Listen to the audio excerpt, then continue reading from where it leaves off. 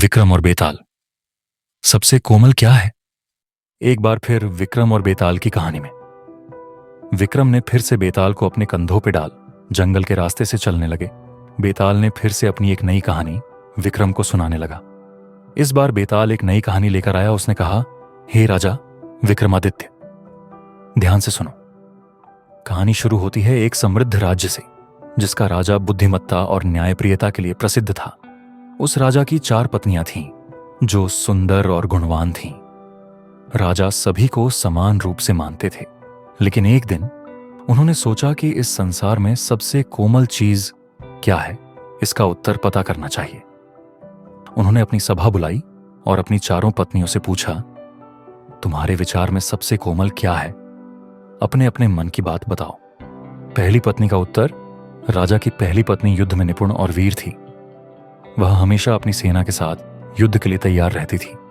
उसने कहा, महाराज, मेरे विचार में सबसे कोमल शक्ति है, क्योंकि बिना शक्ति के कोई अपनी रक्षा नहीं कर सकता, और न है अपने परिवार और न है अपने देश की।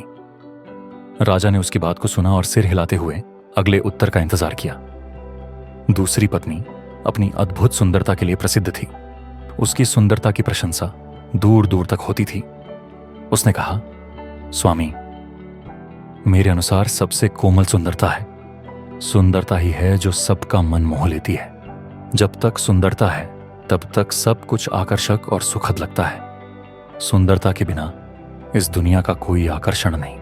राजा ने उसका उत्तर सुना और तीसरी पत्नी की ओर देखा।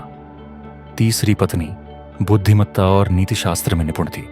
वह राज्य की बड़ी समस्याओं का समाधान अपने विवेक और बुद्धि से करती थी।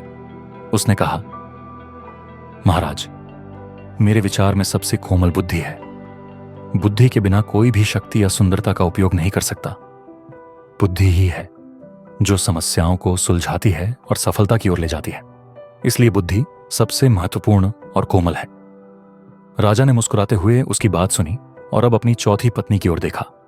चौथी पत्नी प्रेम और करुणा के लिए प्रसिद्ध थी। उसका स्वभाव मधुर और प्यार से भरा हुआ था। उसने कहा, स्वामी, मेरे अनुसार सबसे कोमल प्रेम और करुणा है। प्रेम और करुणा ही है जो मनुष्य के दिल को छू लेती है। बिना प्रेम के न शक्ति का कोई मतलब है, न सुंदरता का और न ही बुद्धि का।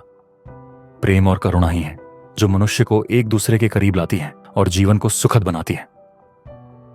बेताल ने कहानी यहीं खत्म की और राजा विक्रमादित्य से प्रश्न किया, हे राजा विक्रम, तुमने सुना कि 4 पत्नियों जवाब सुन लिए हैं। अब बताओ मुझे, तुम्हारे अनुसार उनमें से कौन सही थी? अगर तुम चुप रहे तो तुम्हारा मस्तक फट जाएगा। और जवाब दिया तो मैं फिर पेड़ पे लौट जाऊंगा। बोलो विक्रम, बोलो। राजा विक्रमादित्य कुछ देर तक सोचते रहे। फिर उन्होंने शांत और गंभीर स्वर में उत्तर दिया, हे बेताल, मेरे हिसाब से चौथी पत्नी का उत्तर सबसे सही है। प्रेम और करुणा ही सबसे कोमल है। बिना प्रेम और करुणा के शक्ति कठोर हो जाती है, सुंदरता निरर्थक लगती है और बुद्धि विनाश का कारण बन जाती है। प्रेम और करुणा ही है जो मनुष्य के मन में कोमलता और संवेदना जगाती है। इसलिए मेरे अनुसार दुनिया में सबसे कोमल प्रेम और करुणा है। बेताल राजा का उत्तर सुनकर मुस्कुराया और बोला, राजा विक्रमादित्य, तुम्हारे उत्तर से मुझे एक बार फिर तुम्हारी बुद्धिमत्ता और न्याय पर भरोसा हो गया। तुमने सही कहा, प्रेम और करुणा ही सबसे कोमल है। अब मैं फिर से लौटकर पेड़ पर जा रहा हूं। कहानी का संदेश। यह कहानी हमें एक महत्वपूर्ण संदेश देती है कि दुनिया में शक्ति, सुंदरता और बुद्धि अपनी जगह महत्वपूर्ण है, लेकिन इन सब का मूल प्रेम और करुणा ही है। बिना प्रेम और करुणा के जीवन कठिन और निरर्थक लगता है। और फिर एक बार बेताल को ले जाने की कोशिश असफल हुए, लेकिन विक्रम का साहस अभी खत्म नहीं हुआ है।